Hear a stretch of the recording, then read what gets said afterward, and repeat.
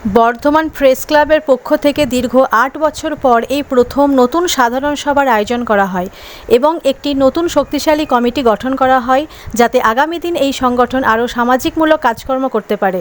সংগঠনের সভাপতি গণেন্দ্রনাথ বন্দ্যোপাধ্যায় জানান, এই অনুষ্ঠানে নতুন করে কমিটি গঠন করা হয় যাতে এই মজবুত কমিটি গঠন আগামী দিন সাংবাদিকদের স্বার্থে এবং গরিব দুস্থদের মানুষের পাশে থেকে নানান সমাজমূলক কাজকর্ম করতে পারে এবং সাংবাদিকদের কোনো সমস্যায় পড়লে এই সংগঠন দ্রুত সেই সমস্যার সমাধান করার জন্য এক কদম এগিয়ে থাকবে।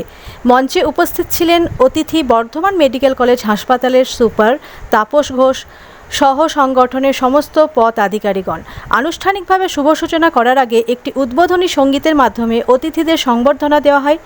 আজকের যে এই নতুন কমিটি গঠন করা হয় সেই কমিটি গঠনে যারা দায়িত্ব আছেন নির্বাচিত হলেন তারা হলেন এই বর্ধমান প্রেস ক্লাবের সংগঠনের সভাপতি গণেন্দ্রনাথ বন্দ্যোপাধ্যায়, সহসভাপতি শান্তনু পাঁজা, উদিত সিংহ, বিশ্বজিৎ ঘোষ, তনুশ্রী বন্দ্যোপাধ্যায়, বর্ধমান প্রেস ক্লাবের সম্পাদক মুকুলেশ্বর রহমান, সহ সম্পাদক অসিত রাউত, সন্তোষ দাস ও উদয় ঘোষ, কালচারাল সম্পাদক পিন্টু প্যাটেল, কোষাধ্যক্ষ সুমন্ত সোম, কানায়ানাল বিশ্বাস, মোহাম্মদ আসিফ।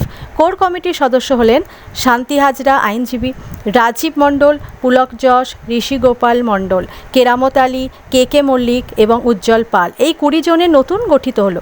আগামী দিনে এই সংগঠন আরও বড় করে কাজ করবে এবং নতুন সদস্যপদ গ্রহণ করবে, এমনই মতামত হলো আজকের এই সাধারণ সভা মঞ্চ থেকে।